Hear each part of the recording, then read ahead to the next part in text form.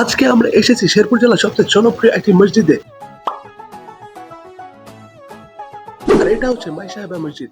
আর আজকে আমরা এই মসজিদটা এক্সপ্লোর করতে চলেছি। চলো ভিতরে যাওয়া যাক। এই মসজিদটি তৈরি করা হয়েছিল 1861 সালে। যদিও তখন মসজিদের অবস্থা এরকম ছিল না, তখন আরো খারাপ অবস্থা ছিল, যা পরবর্তীতে আরো উন্নতি করা হয়েছে। আমার পিছনে রয়েছে মসজিদের অজুখানা।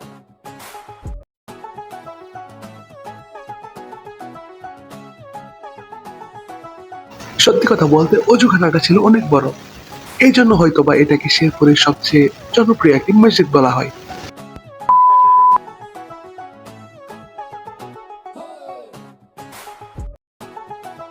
এই মসজিদে 5 থেকে 6,000 জন মানুষ একসাথে অনায়াসে নামাজ পড়তে পারে।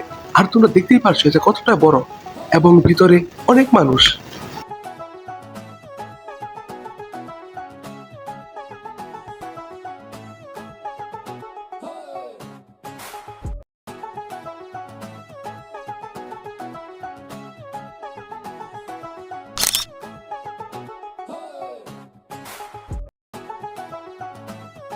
আর নিচতলা দেখলেই তো ভরে গিয়েছে মানুষে, তাই চলো একটু দোতলায় যাওয়া যাক।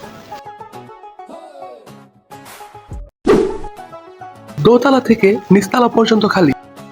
সত্যি কথা বলতে এটা দেখতে খুবই অসাধারণ লাগছিল আমার কাছে। যদিও তোমরা দেখতে পাচ্ছ দোতলায় কোনো মানুষ নেই, কিন্তু পরবর্তীতে এরকম হতে বেশি সময় লাগবে না।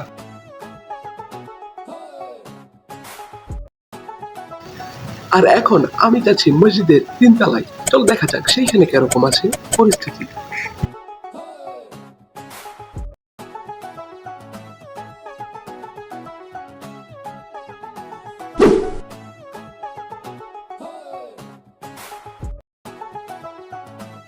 এখানে ততটা মানুষ নেই।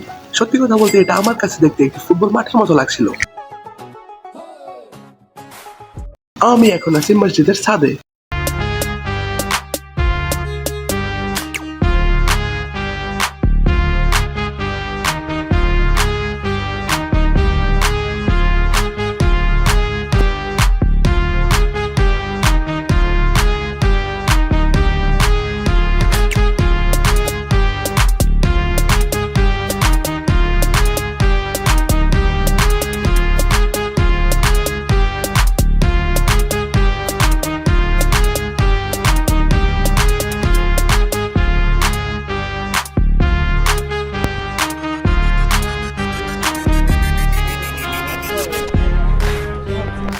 অবশেষে নামাজ শেষ, আর এখন সবাই চার্জের মতো বাড়ি চলে যাচ্ছে।